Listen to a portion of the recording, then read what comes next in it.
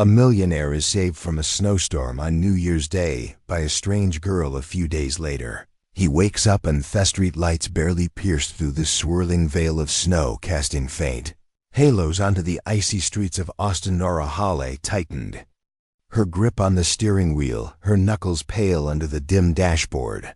The storm outside was relentless, a frenzied dance of wind and snow that appeared determined to engulf the entire city. Inside the car it was quiet, except for the weary hum of the heater and the soft buzz of a local radio station fighting to stay on air.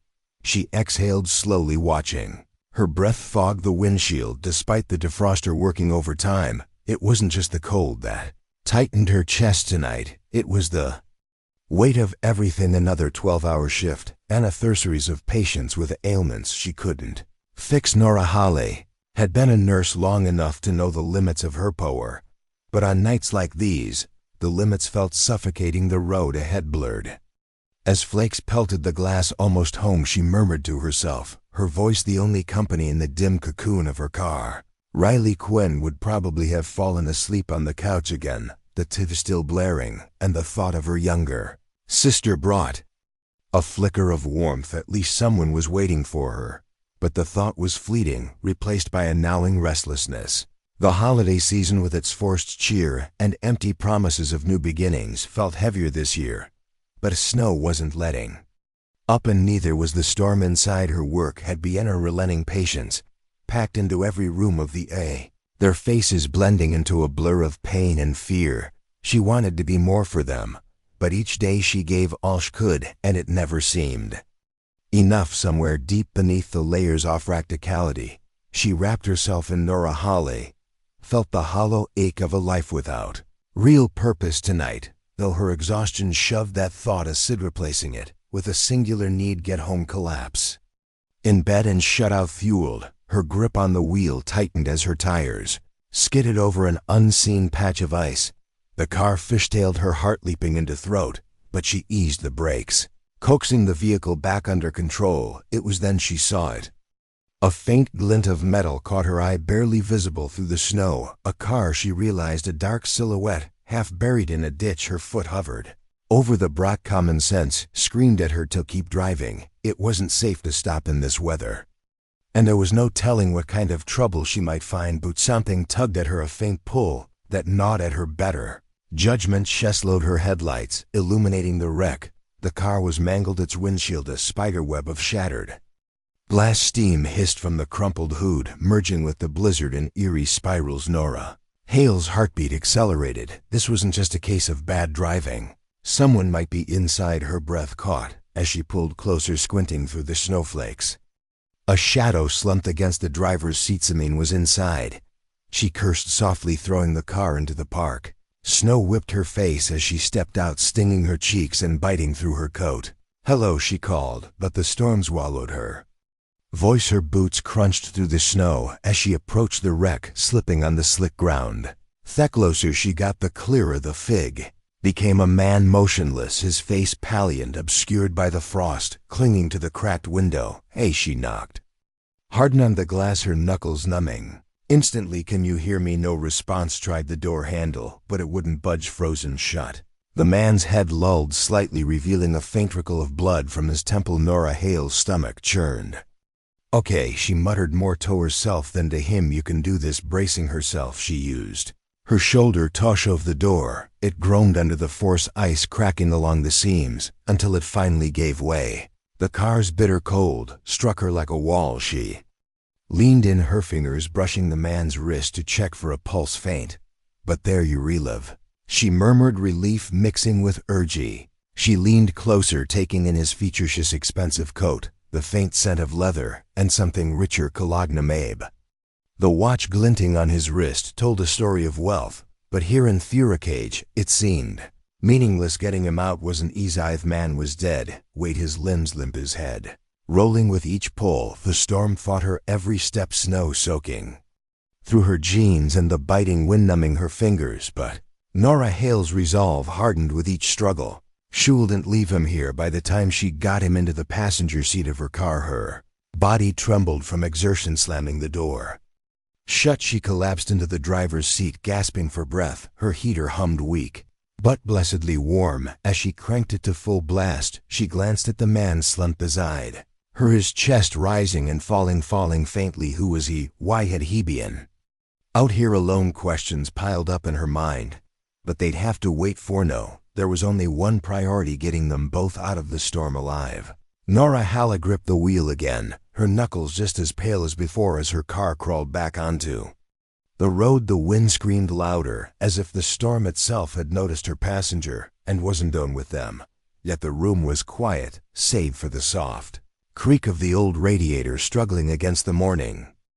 Chill sunlight filtered weakly through sheer curtains, painting the walls in muted gold.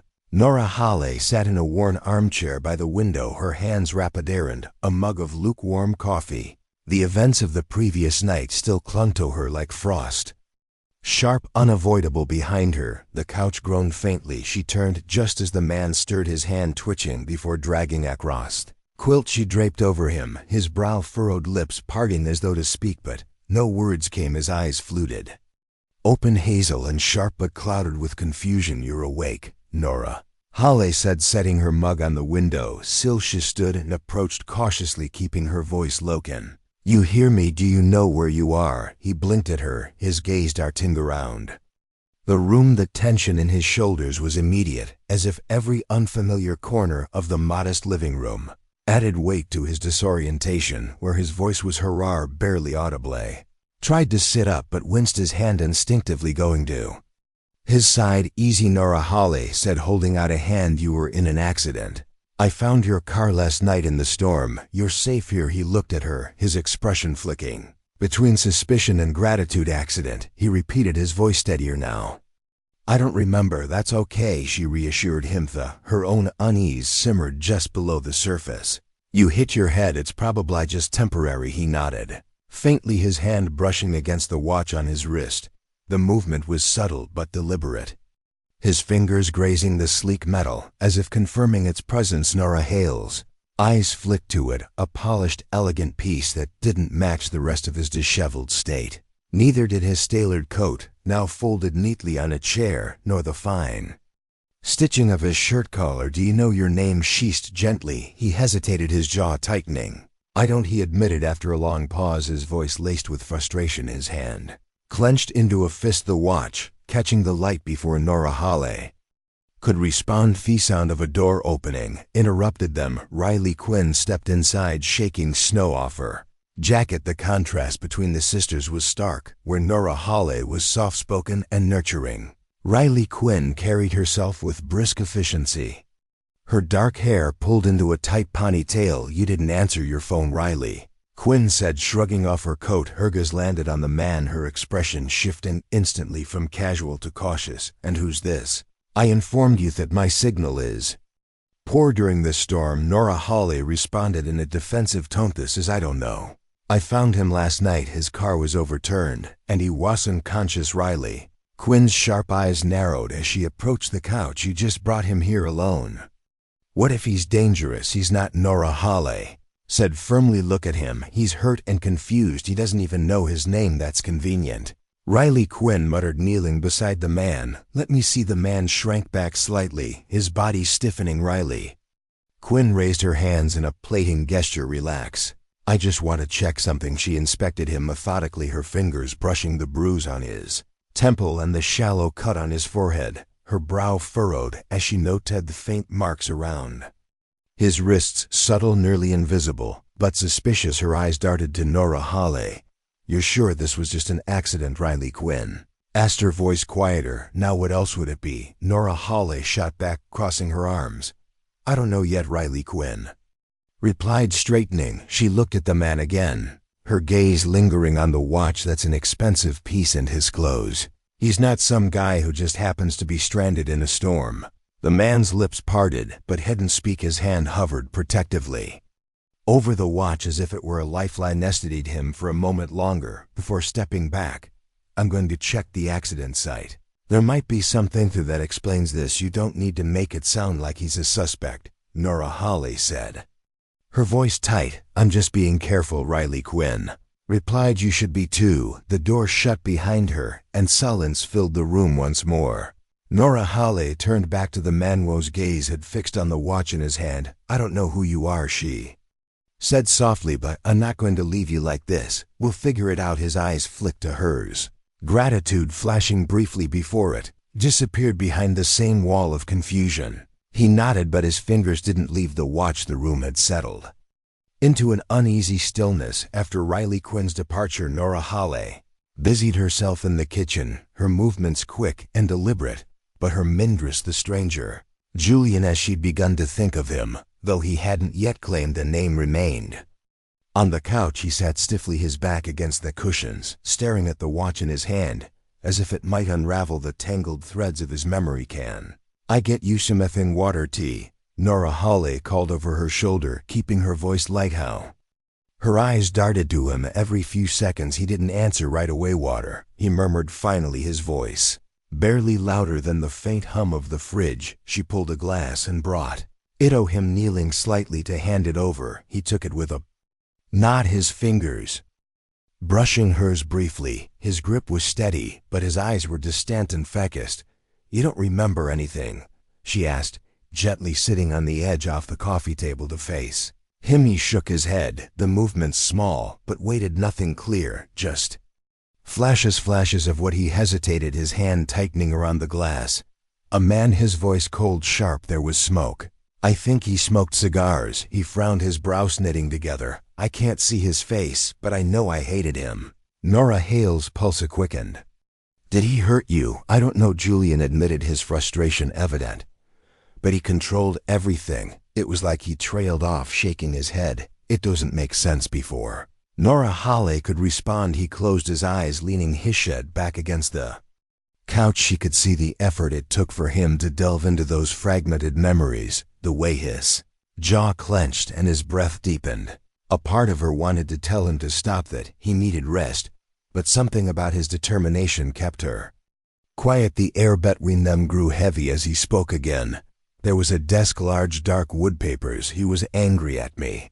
I can hear his voice. He paused, his face tightening. Said I was ungrateful, reckless, that I didn't understand what was at stake. Nora Hale swallowed, her hands clasped tightly in her lap.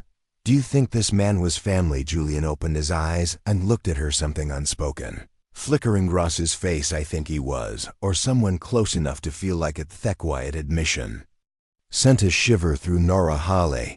She wanted to press further, toast more, but the rawness in his expression held her back. Instead, she stood, smoothing her hands on her jeans.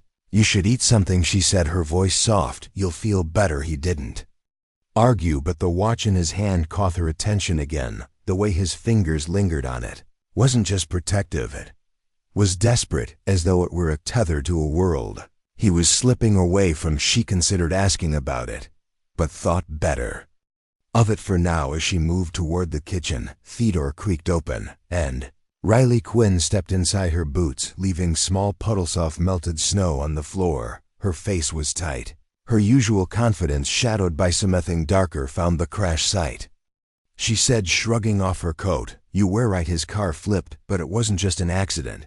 Nora Hale froze, a plate halfway out of the cupboard. What do you mean?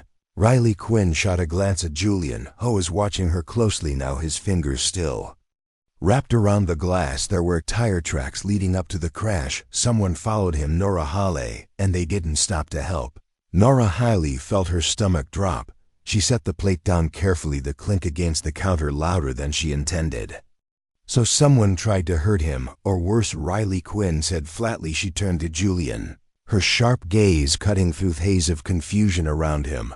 Who are you running from? He stared at her, heiss expression blank, but his body rigid. I don't know, he said after a moment, his voice strained. I don't even know who am Riley. Quinn's frown deepened. Well, someone out there knows exactly who you are, and they wanted you out of the picture. Nora Hale crossed her arms, a protective instinct flaring to life. What are you saying? That he's in danger? I'm saying we all might be, Riley Quinn said grimly. If someone has gone to the trouble of running him off the road, they won't stop just because he's hiding here. The room felt colder despite the persistent groan. Of the radiator, Nora Holly glanced at Julian, who had gone pale, has set the glass down on the coffee table, with a shaky hand, his breathing uneven. "I should leave," he muttered, Moretto himself. Then to them, "You're not going anywhere," Nora Holly said firmly. "Stepping closer, not until we figure out what's going on." Julian looked at her, his gaze-searching, and for a moment, the guarded walls around him seemed to crack. "You don't know what you're getting into," he said quietly. "Maybe not," Nora Holly replied, her voice steady, "but leaving you out there alone isn't an option. Not now." The silence that followed was thick, layered with unspoken fears. Julian's eyes drifted back to his watch, his grip tightening, as though it held all the answers he couldn't find. The Blackthorn estate was immaculate, a sprawling mansion perched on the edge of a hill, overlooking the Austin skyline. Sunlight filtered through the massive windows of the living room, casting long shadows on the polished hardwood floor.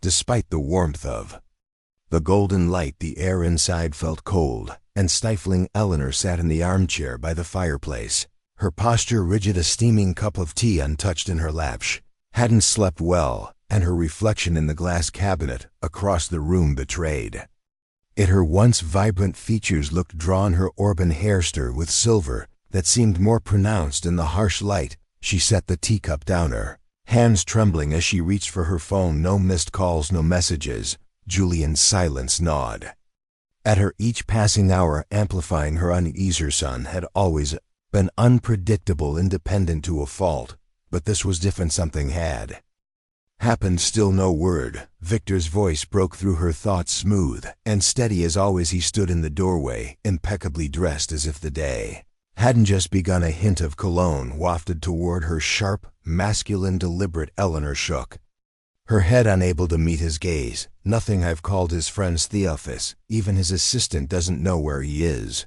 Victor stepped further into the room, his polished shoes barely sounding against the floor. "You know, Julian," he said, his tone low and reassuring, "he's habituated to disappearing. When he needs space, he'll surface when he's ready." Eleanor wanted to believe him. She wanted to cling to the confidence in Victor's voice, to let his presence soothe her growing panic, but there was something in his eyes, something she couldn't quite place. He crossed the room and rested a hand on her shoulder, the weight of it both comforting and unsettling. "Keep your imagination in check," he gently urged. "The last thing Julian would want is for you to worry yourself sick." Eleanor nodded absently, but the unease didn't leave her. "He would have called by now," she murmured almost to herself. Victor's hand lingered for a moment longer before he pulled away, moving to the window. His back was to her now, his posture as composed as ever. "I'll have my people look into it," he offered quietly. "Of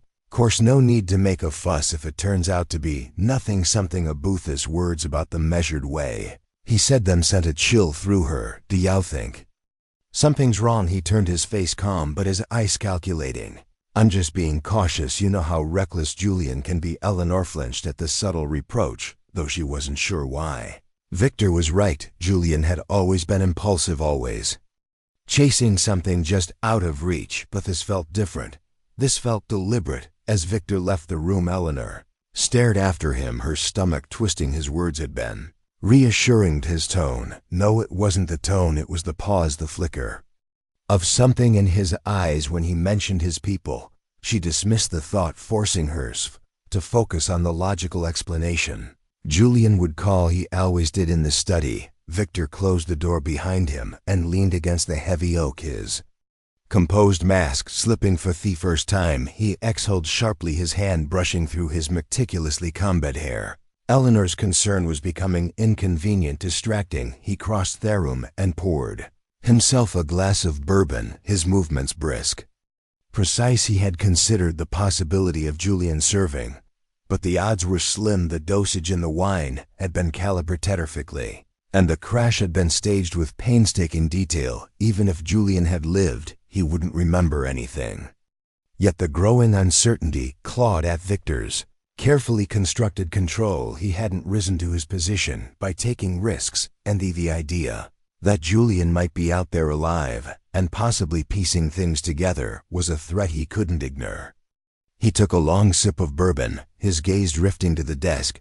The faint scent of cigar smoke lingered in the air, a habit. He allowed himself only when the pressure became unbearable. He tapped his fingers against the glass, the rhythm sharp and deliberate.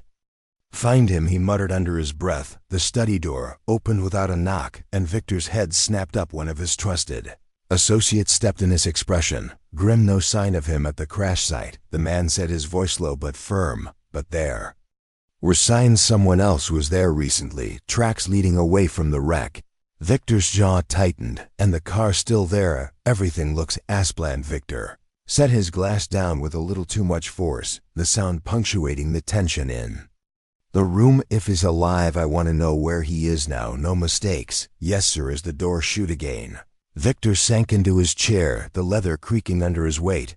His fingers drummed against the desk, his mind racing. If Julian was alive, he would find him, and this time he wouldn't leave anything to chance.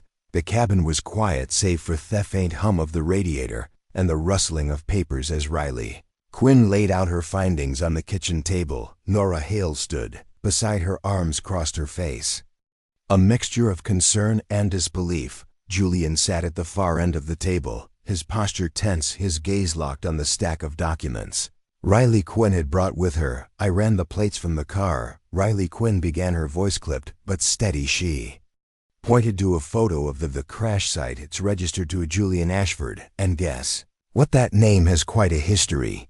Julian's eyes flicked toward his fingers drumming lightly on the edge of the table. "What kind of history?" Riley Quinn hesitated, her sharp gaze softening briefly before continuing. "You're the heir to Ashford Industries, a massive corporation that's practically a household name in Austin. Your stepfather, Victor Blackthorne, runs it now." The name hit Julian as if it were a physical blow. His breath hitched and a faint image surfaced in his mind, a desk cluttered with papers, the rich scent of cigar smoke hanging in the air, and a voice cold and commanding, cutting through the haze. "He used to sit across from me," Julian muttered, his voice distant. "Always had a cigar, hadn't liked to be questioned." Riley Quinn and Nora Hawley exchanged a glance. "That lines up," Riley Quinn said, pulling out another file. "I did some digging into Victor. There are whispers of financial irregularities, embezzlement, fraud, but nothing concrete. He is intelligent and adept at hiding his activities." Julian frowned, his hand instinctively going to the watch on his wrist. "If he's that careful, why would I be a threat?" Riley Quinn leaned forward, her expression serious. "Because you're tied to the company's assets. If something were to happen to Victor, or if someone started looking too closely at his stealings, your name might come up." "He likely viewed you as a disconnected indiv." Nora Hale's face paled. "Do you think he tried to get rid of him?" Riley Quinn nodded grimly. "That's my theory. The crash wasn't an accident. The tire tracks scene suggests someone forced him off the road." "And this," she gestured to Julian, "this memory loss, it's convenient, isn't it? Makes you unable to fight back or defend yourself." Julian clenched his fists, his jaw tightening. "I don't remember signing anything illegal," he said, frustration lacing his tone. "But it's not clear. I can't trust me on memory right now." Nora Hawley reached out, placing a hand on his arm. "We'll figure it out," she said softly, her voice steady despite the tremor in her fingers. "You're not alone in this." Julian's eyes met hers, a flicker of gratitude breaking through the storm of his thoughts. He nodded, though his mind churned with questions. He couldn't yet. Were in the evening, as the cabin settled into a tentative calm, Julian found himself sitting by the fireplace, the warmth doing little to thaw the cold knot of uncertainty and hishes. Nora Hawley joined him, a steaming cup of tea in her hands. "You're quieter than usual," she said, seated across from him. He smirked faintly. "That's funny, considering you don't know me." Nora Hawley smiled, but it didn't reach her eyes. "Maybe not everything, but I've seen enough to know who you are. The way you're handling all this, most people would shut down. You're reholding on." Julian glanced at her, his expression softening. "Holding on to what? I don't even know who I am." "You're more than your past," Nora Hawley said simply. "I can see it in the way you talk and how you think about others before yourself. You're good, Julian. Even if everything feels like it's falling apart, that's something no one can take away." He looked at her for a long moment, her words sinking in deeper than he expected. "Thanks," he said quietly. Meanwhile, Riley Quinn sat at her desk in the small police station, the dim light illuminating the files spread out Before her, beside her, Frank Doyle, her longtime mentor, and a retired detective thumbed. "Through one of the reports you're on to something big," Frank Doyle said, his growly voice cutting through the silence. "Victor Blackthorne isn't just a crooked businessman. If what you're saying is true, he's dangerous." Riley Quinn nodded, her lips pressing into a thin line. "I've got enough to start building a case, but we need more, something solid." Frank Doyle leaned back, his chair creaking under his weight of Julian's memories resurfaced that could be the decisive evidence. "But until then, you need to keep him safe. Blackthorne doesn't seem like a man who leaves things unfinished." Riley Quinn's jaw tightened. "I won't let him get to Julian or Nora Hawley." Frank Doyle gave her a pointed look. "You better know Tief Bran, as ruthless as he seems. This is just the beginning." Back at the cabin, Julian stood by the window, watching the snow fall in the quiet darkness. His hand drifted to his watch's thumb, brushing the smooth metal surface. A memory flickered, Victor's voice sharp and cutting. "You think you can walk away everything you have? It's because of me. Don't forget that." Julian exhaled sharply, his fingers curling into a fist. For the first time he felt something solid beneath the fog of his memories. Anger, whoever he had been before. It was time to start fighting back. The sterile scent of antiseptic lingered in the hospital air, a sharp contrast to the warm touch of sunlight spilling through the windows. Nora Hawley sat stiffly in the waiting room chair, her fingers clenched around the strap of her bag across the room. Julian sat slouched, hands on his knees, staring blankly at the floor. He had been quiet on Thedrive here, his usual sharp wit dulled by exhaustion and frustration. "Dr. Leonard Pierce is one of the best," Nora Hawley offered, gently breaking the silence. "If anyone can help it, Shim."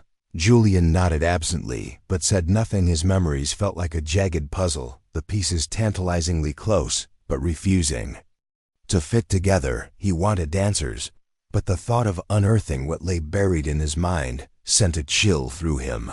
The sessions with Dr. Leonard Pierce began. Slowly, the psychiatrist, an older man with a calm demeanor, used structure and techniques to guide Julian through the fog of his thoughts. Over the first few days, fragments emerged: Victor's cold voice, the weight of the papers he had signed, and the suffocating grip of a life controlled by manipulation. "Take your time," Dr. Leonard Pierce said. In one session, his voice steady but firm. "Focus on what you feel. What do you see?" Julian's breathing grew heavier as he closed his eyes, his fingers tightening around the armrest of the chair. "A desk," he muttered. "Dark wood, stacks of documents." His voice, Victor's voice. "He's angry. He's always angry." "What is he saying?" Julian's brows furrowed, his jaw clenching. "That I don't understand, that I'm ungrateful. He made me sign something." His voice wavered, and his eyes flew open. I didn't know what it was." Dr. Leonard Pierce leaned forward. "What else, Julian? What happens next?" For a moment, Julian was silent. Then everything became clear. He said, "I was a liability, that I'd ruin everything. He gave me wine, told me to relax. That's the last thing I remember, before I woke up in that car." By the end of the week, the fog had cleared. Julian sat on the edge of his hospital bed, staring out the window. Nora Hawley entered quietly, watching as the man she had come to care for seemed to regain his sense of self. "I remember everything," Julian said softly, his voice steady but tinged with anger. "He wanted out of the way. He made me a scapegoat." Nora Hawley placed a hand on his shoulder. "Well, stop him."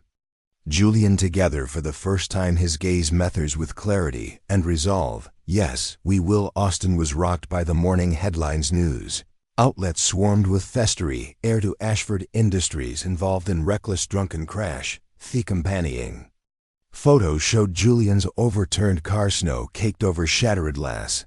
The articles painted him as irresponsible, unfit to inherit the Ashford legacy. At the cabin, Riley Quinn slammed the newspaper down onto the table. "He's framing you," she snapped, pointing at bold letters. Julian stared at the headline, his jaw tightening. "I had one drink, exactly one drink. I was sober at the time, and then everything went black as soon as I walked away." He said, his voice low but steady. Riley Quinn folded her arms, pacing. "It doesn't matter. He's controlling the narrative. Victor doesn't just want you gone. He wants to bury your reputation." Sadiq, no one questions his version of the story. Nora Hawley hovered near the kitchen, wiping her hands. "What do we do if people believe "This Julian." I know Julian interpreted his tone sharper than intended. He exhaled, running a hand through his hair. "We can't let him win, but I don't even know where to start." Riley Quinn stopped pacing. "We start by staying ahead of him. Frank Doyle and I are tracking his financial records, but it's slow in the meantime. I'm more worried about what else he might try and ambush in the dark later that evening." Riley Quinn left the cabin to meet Frank Doyle at the precinct. The streets were quiet, Tara sent. Snowfall muffling the city's usual clamor. She parked her car in a dimly lit lot and began the short walk to the station. The air was cold, biting against her skin, but she was used to late shifts in worse conditions. She kept her pace brisker. Boots crunching against the icy ground halfway to the station, she noticed a shadow shifting in the alley. Between two buildings, she slowed, her hand instinctively moving toward the concealed holster at her hip. "Hey," she called, her voice firm. "Step out." "Where I can see you." No response. Her pulse quickened. She stepped closer, her other hand gripping her flashlight, and shot into the alley. A figure lunged out of the shadows. Riley Quinn barely had time to react before a hand grabbed her arm, wrenching her backward. Her flashlight clattered to the ground, spinning wildly and casting erratic beams of light.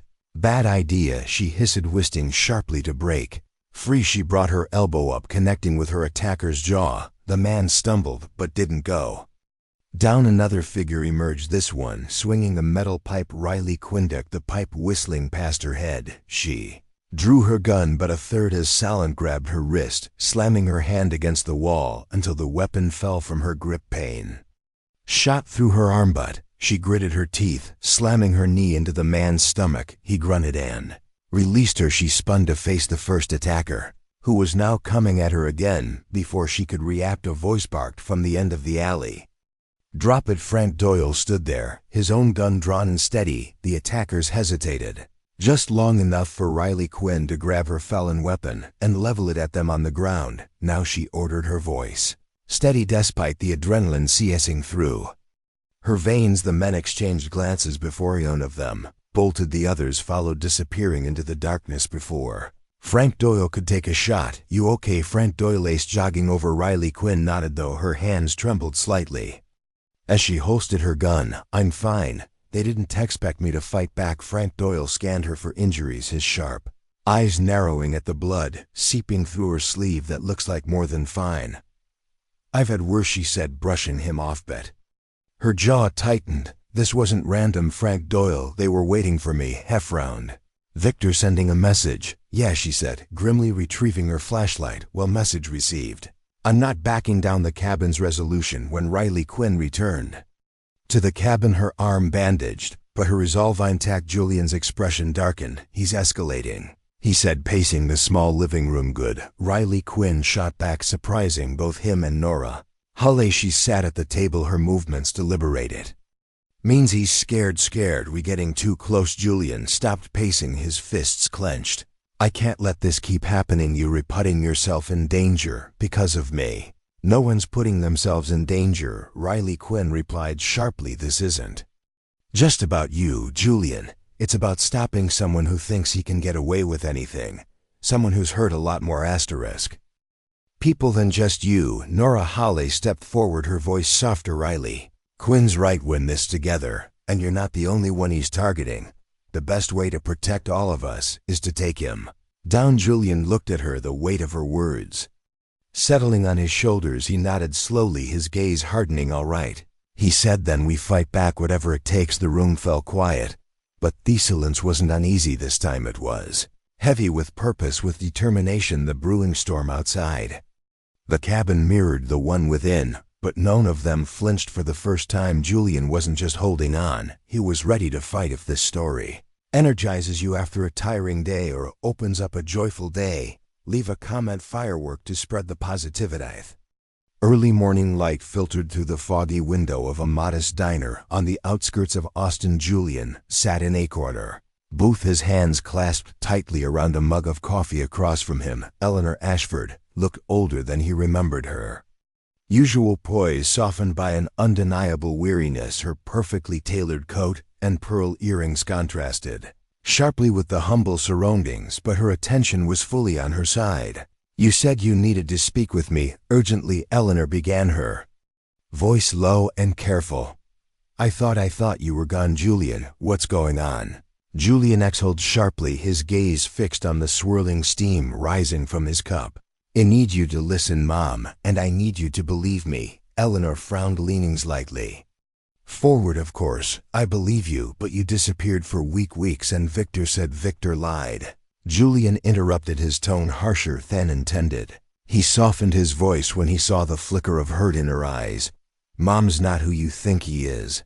I've remembered things I need you talk. No. He paused, gathering his thoughts.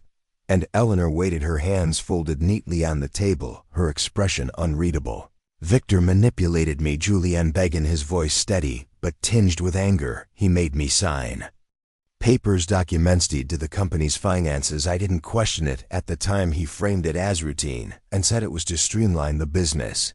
I trusted him, and I signed. Eleanor's brows furrowed, but she didn't interrupt. It wasn't routine, Julian contended. Those documents were part of something bigger, fraud, embezzlement. He used me as a shield, a scapegoat, and when I started to ask questions, he turned on me. Julian's hands tightened around Themug, his knuckles white. The night of the accident, I confronted him. I told him I wasn't going to be his pawn anymore. He gave me a drink and told me to calm down. I didn't think anything of it until I woke up in that car, my head spinning. More gone. Eleanor's lips parted, her composure slipping. You're saying Victor he staged the accident, Julian said firmly. He wanted me out of the picture, Mom dead or discredited. It didn't matter to him. Eleanor remained silent for a moment, her face displaying a mixture of disbelief and a growing horror. Julian, it's a lot to take in. Victor has always been charming, reassuring. I know, Julian said bitterly. That's how he operates, but you've seen it too, haven't you? The cracks in his facade. Eleanor's gaze dropped to her hands, her carefully polished nails suddenly fascinating. I've noticed things, she admitted reluctantly, small things. The way he dismisses my concerns, the way he avoids certain conversations. I thought I was imagining it. You weren't. Julian said he's BNSing you too. You trusted him with the company, with our family, and he's been tearing it apart from the inside. Back at the cabin, Riley Quinn was working tirelessly, her makeshift investigation headquarters spread across the dining table. Photos, documents, and notes covered every inch of space in her laptop. Hummed softly as she scrolled through bank records. Frank Doyle sat across from her, nursing a cup of black coffee. You've got enough for a preliminary case, he said, his growly voice steady, but you're going to need something airtight to bring him down. I'm not stopping until have it, Riley Quinn replied, her eyes fixed on the screen. He staged Julian's accident. I know it, the timing, the evidence. It all points back to Victor. Careful, Frank Doyle warned. A man like Victor never leaves things unfinished. Ed knows we're on to him. Riley Quinn nodded, her determination unwavering. Then would better move faster. Later that evening, Eleanor sat in her home office, the weight of Julian's revelations pressing down on her. The room was quiet save for the occasional creak of the house settling. She opened a drawer and pulled out a stack of old letters and documents, records Victor had insisted on managing years ago. As she flipped through the papers, inconsistencies began to emerge, figures that didn't add up, signatures that didn't look quite right. A knot formed in her stomach as she realized how deeply she had trusted Victor and how thoroughly he had deceived her. Footsteps heard in the hallway, and Eleanor quickly stashed the papers back in the drawer as Victor entered the room. You've been in here all evening, he said with a smile that didn't reach his eyes. Everything okay? Eleanor forced a tight-lipped smile. Just going through some old records, nothing important. Victor's gaze lingered on her for a moment too long, and Eleanor felt ackle creep up her spine. Well, don't work too hard, he said smoothly, leaning down to kiss her cheek. We've got a big day tomorrow. As he left the room, Eleanor released a shaky breath. She turned back to the drawer, her resolve hardening for the first time. She saw Victor for what he truly was, a manipulator, a liar, and for the first time she knew she had to act. Julian was right. Together they would bring him down. The night was quiet at the cabin. Soft rustle of wind against the windows, the only sound breaking the stillness. Julian leaned against the kitchen counter, his Arms crossed, staring at the documents Riley Quinn had unearthed. Of what they revealed pressed heavily on him. Frank Doyle entered holding a worn leather folder. His face was grave as he set it down on the table and gestured for Riley Quinn and Julian to join him. "You're going to want to see this," Hess said quietly. Julian pulled out a chair and sat the folder between him and Thiensworth he wasn't sure he was ready to face. He opened it slowly, the scent of aged paper and ink filling the air. Inside were photos, police reports, and legal documents, each one a piece of a story Julian had only glimpsed in fragments. "Albert Ashford's accident." Frank Doyle began, his voice heavy. "It wasn't an accident." Julian froze, his fingers tightening on the edge of the folder. "What are you saying?" Frank Doyle pointed to a photograph of the crash site.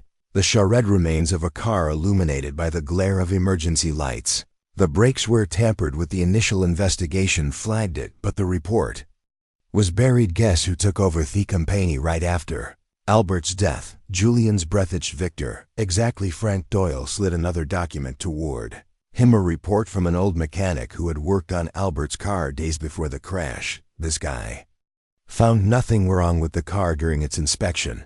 But look at this." He handed over a grainy photo of a brake line. "Clearly cut. Whoever did this knew what they were doing, made it look like wear and tear." "Unless you were looking closely." Julian stared at the evidence, his mind retching. Memories of his father surfaced, the firm but kind man who had built Ashford Industries from the ground up, the man who had taught him integrity and loyalty. "He killed my father." Julian said, his voice low but seething with anger. Frank Doyle nodded grimly. "Victor was a key figure in Albert's business dealings. Back then Albert trusted him, and once Albert was gone, Victor consolidated power quickly, too quickly." Riley Quinn leaned forward, her tone sharp. "This wasn't just about business. Victor wanted control over the company, over your family, and hadn't care how he got it." Julian's mind churned as fragmented memories began to line. He saw himself years younger, sitting across from Victor in the grand office. The air had been thick with the pungent scent of cigar smoke, and Victor's voice was calm, yet cutting. "You don't understand the weight of this." Julian, Victor had said, sliding a document across the desk. "Your father built something great, but it's my responsibility to protect it now. Sign her, and leave the hard decisions to me." At the time, Julian had felt the pull of obligation, the need to uphold his family's legacy. He had signed without reading, without questioning. Now the realization of what that trust had cost him was suffocating. Julian slammed the folder shut, his knuckles white. "This ends now," he said, standing abruptly. Riley Quinn placed a hand on his arm. "We need to be smart about this. If we act too soon, he'll bury everything. We need more solid evidence. Witnesses, something he can't wriggle out of." Julian's jaw tightened, but he nodded. "Then we'll get it. I don't care what it takes." Meanwhile, at the Blackthorn estate, Eleanor sat alone in her study, staring at papers she had hidden from Victor. The inconsistencies were glaring now. Money funneled through shadow accounts, deals that bore Albert's name long after his death. Her hands trembled as she flipped through the pages. Each discovery felt like a betrayal, each signature a reminder of how thoroughly Victor had deceived her. When Victor entered their room, his usual calm smile was in place, but Eleanor saw it differently, now less reassurance, more control. "You've been quiet lately," he remarked, taking a seat across from her. "I've had a lot on my mind." Eleanor replied, her voice steady despite the turmoil inside. Victor leaned forward, his smile never wavering. "Anything I can help with?" Eleanor met his gaze, her expression unreadable. "No," she said simply. "I think I've got it under control." As he left, Eleanor exhaled slowly, her resolve hardening. Julian's words echoed in her mind. "He's been using you too." She would not let it. Music continue, plan in motion. Back at the cabin, Julian and Riley Quinn worked late into the night, their makeshift war room buzzing with tension. Maps, records, and photos were spread across every surface. Frank Doyle tapped a document with his pen. "This is the key," he said. "Albert's death wasn't just a personal loss. It was the foundation of Victor's rise top hour. If we can connect it to him, we can dismantle everything he's built." Julian's eyes burned with determination. "And then we take it all back, the company, the name, everything. We make him pay for what he's done." Riley Quinn nodded. "We'll need allies, people in the company will saw the cracks but were too afraid to speak out. Start with the board members. Julian suggested some of them were close to my father. They might have seen something. As the first light of dawn crept through the windows, the three of them sat in silence, their plan taking shape. The path ahead was dangerous, but for the first time Julian felt a sense of clarity. This wasn't just about justice, it was about reclaiming everything Victor had stolen and making sure he could never hurt anyone again. Conference room of Ashford Industries was a spectacle of wealth and power. The polished mahogany table gleamed under the soft glow of chandeliers, and the room buzzed with murmurs from shareholders and board members. Victor Blackthorne stood at the head of the table, his usual commanding presence on full display. He gestured smoothly, addressing the room with confidence, his voice laced with false assurances about the company's future. Julian Ashford stepped through the double doors, his entrance abrupt enough to silence the room. The murmurs ceased as every eye turned toward him. The atmosphere shifted. Immediately confusion, surprise, and even fear flickered across the faces of those gathered. Julian, Victor said, his tone laced with forced surprise. What a dramatic entrance. He wasn't expecting you. Julian's expression was cold, his jaw set. He strode to the center of the room, a stack of documents tucked under his arm. I'm sure you weren't, he said, his voice calm but laced with simmering anger. However, he was determined to seize this chance to ultimately rectify the situation. The tension in the room was palpable. As Julian laid the documents on the table, he glanced around, meeting the eyes of shareholders who had once trusted his family to lead Ashford Industries for years. This company has been in the hands of someone who has betrayed every principle my father built it on. Julian began, his voice steady but rising with conviction. Victor Blackthorne is not the man you think he is, and today I have the evidence to prove it. Julian unfolded the documents, spreading them across the table. Riley Quinn and Frank Doyle stood at the back of the room, their presence a silent testament to the weight of what was about to unfold. This, Julian said, holding up a forensic report, is proof that my father's death 20 years ago was no accident. The brakes on his car were deliberately tampered with, and here he gestured to another document, is evidence tying Victor to the mechanic who performed the inspection, a mechanic who conveniently disappeared shortly after my father's funeral. Gasps rippled through the room. Victor's calm facade wavered for the first time, his hand tightening on the back of his chair. Julian, this is outrageous, Victor said, his voice low but sharp. These accusations are baseless and insulting. Baseless. Julian shot back, his voice cutting through the room. He held up another document. This is a copy of a financial transfer, money funneled through a shell account you set up days after my father's death. You paid off the investigator who buried the report. Victor stepped forward, his composure cracking. This is absurd. These are fabrications, lies. Julian ignored him, turning to the board members. And it doesn't stop there. Victor has been embezzling company funds for years, siphoning millions into offshore accounts while blaming the losses on market downturns. He's not just a liar, he's a thief. Victor's voice rose, his mask of control slipping completely. You don't understand what it takes to run this company. Julian, your father was a dreamer, a fool who couldn't handle the reality of corporate power. Everything I've done was to protect what we've built. Protect. Julian's voice was ice. You killed him, Victor. You destroyed everything he stood for. Don't you dare pretend this was for anyone but yourself. Julian's words filled the room with silence. Victor's breathing was heavy, his eyes darting around the room, searching for a lifeline. I won't let you do this, Victor snarled. This is my company. Now you're just a bitter, naive child trying to play hero. Julian stepped closer, his voice dropping to a deadly calm. And you're a desperate man who just ran out of moves. The doors to the room burst open, and a team of police officers entered, their badges gleaming under the light. The lit officer stepped forward, holding a warrant. Victor Blackthorne, the officer announced, you are under arrest for conspiring to commit murder, embezzlement, and corporate fraud. The room erupted in chaos. Shareholders shouted, some in anger, others in disbelief, while board members exchanged frantic whispers. Victor's face twisted in rage as the officers approached him. You can't do this. Victor yelled, struggling as they cuffed him. "This is my company, you'll regret this, all of you." As Victor was let out, his eyes locked on Julian. "This isn't over," he hissed.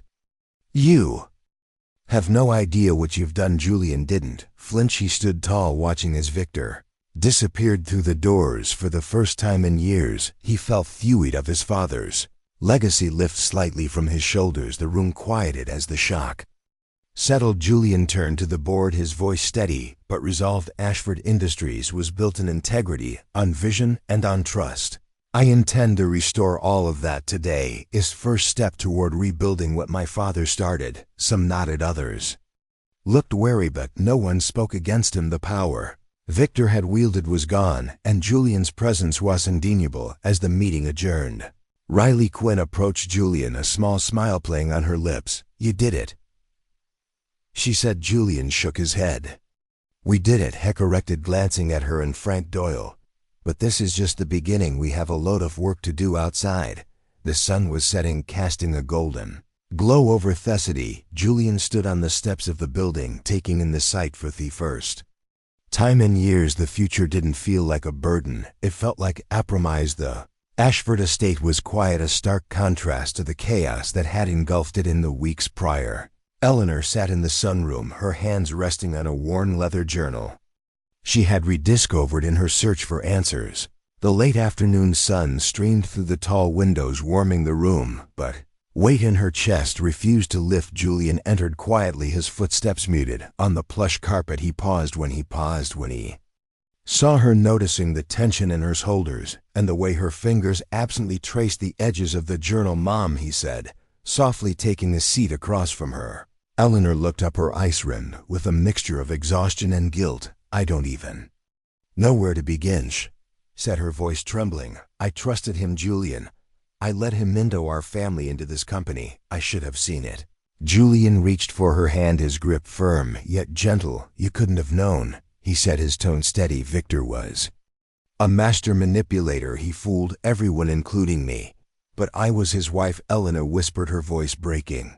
"I should have protected you, protected this family. You did the best you could," Julian said, leaning closer. "And when it mattered the most, you believed me. That's what counts. You helped me find the truth. And together we stopped him." Tears welled in Eleanor's eyes, but she nodded, squeezed his hand.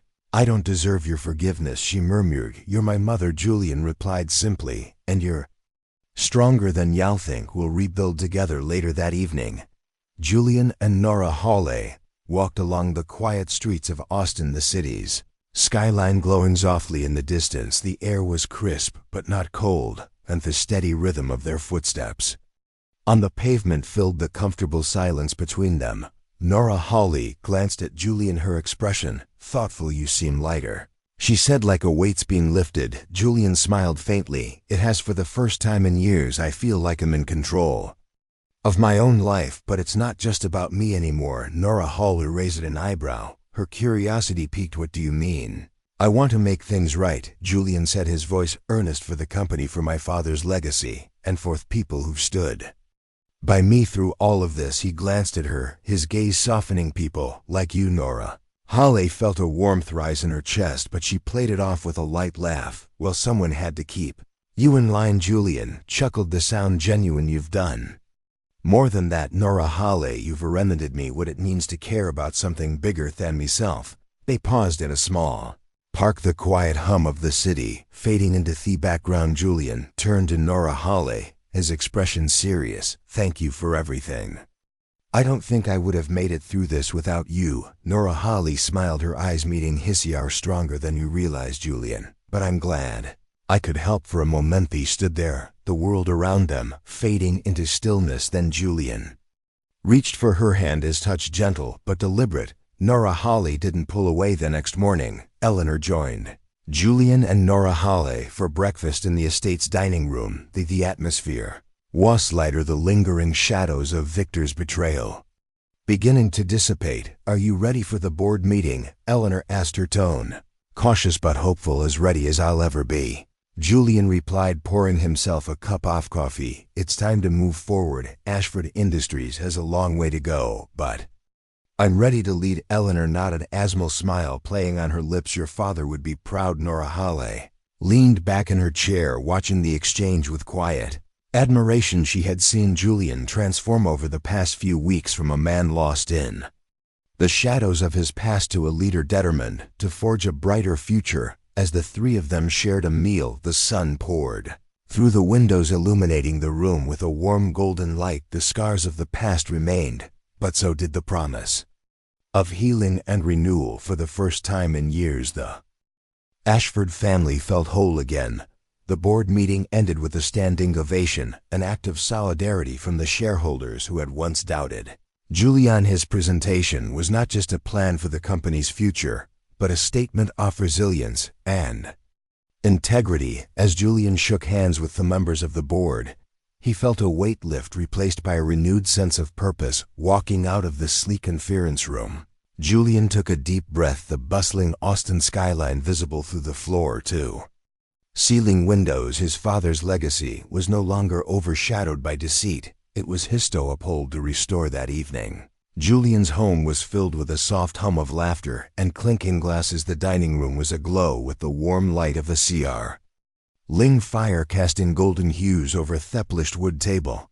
Eleanor sat at one end, her posture relaxed for the first time in months. Across from her, Riley Quinn recounted her latest police work, her animated gestures earning smiles from everyone. Nora Hale moved through the room, her easy grace adding to the warmth of the gathering. She carried a tray of dishes, pausing to refill Julian's glass of Winnie looked up at her with a grateful smile, the kind that needed no words. There was rich with the aroma of roasted chicken, garlic, mashed potatoes, and freshly baked bread.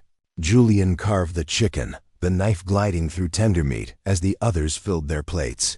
This feels like old times, Eleanor said softly, her voice carrying a note of nostalgia. She glanced at Julian, her eyes shining. Except now I know we're truly moving forward.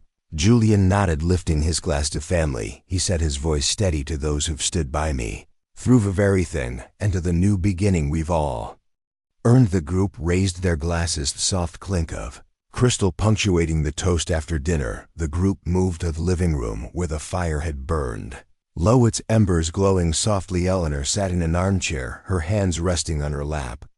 As she gazed at her son, your father would be proud, Julian, she whispered, her voice barely audibly above a whisper. Julian leaned against the mantel, his hands tucked into his pockets. I hope so, he replied, but this is just the start. There's still a lot to rebuild, and you'll do it, Eleanor said firmly, with integrity, just like you would have nearby. Nora Hale and Riley Quinn shared a quiet conversation, their laughter blending into the soft crackle of the fire. Julian watched them for a moment, a warmth spreading through his chest. He had lost so much, but what he had gained, a deeper connection to those who mattered, felt like a gift he would never take for granted. As the night deepened, the distant sound of fireworks began to echo throughout the city. Julian led the group to the balcony where the view of Austin stretched wide and glittering. The fireworks burst into vibrant colors, their reflections dancing in the glass of the towery skyscrapers. Eleanor leaned on the balcony railing, a content smile on her face. Riley Quinn stood beside her, arms crossed, her expression a mix of pride and satisfaction. Julian turned to Nora Hale, who stood quietly at his side, her gaze fixed on the sky. Thank you for staying, he said, his voice low but heartfelt. Nora Hale looked at him, her smile soft but steady. I wouldn't be anywhere else. Julian reached for her hand, intertwining his fingers with hers. A another firework lit up the sky. The moment felt suspended in time, the past scows fading into the background. As hope for the future filled the space, as the fireworks began to fade, Julian raised his glass. One final time to Dad, he said, his voice steady, despite the emotion in his eyes, to a legacy worth fighting for, and to all of you for being me strength. When I couldn't find my own, the group echoed the toast, their glasses glinting in the moonlight. As the night quieted, Julian lingered on the balcony, watching the city lights flicker like stars. The road ahead would not be easy, but he felt ready for the first time in years. The weight of his father's legacy didn't feel like a burden, it felt like a guide leading him toward a future Ray could finally embrace. Julian smiled to himself. The city's hum filling the silence, it was a new beginning, not just for the company, but for all of them, and this time Hen knew they would face it together. If this film touches your heart, leave your mark with a like, and don't forget to subscribe to our channel to explore more meaningful stories with us. Share your feelings with us and tell us your own stories. Every word you share is a building block that helps create our strong and enduring community. Together we'll create a warm space where everyone can share and connect. Finally, don't miss the incredible stories coming your way soon. We're always here to bring you the best selections full of deep values yet entertaining. See you there.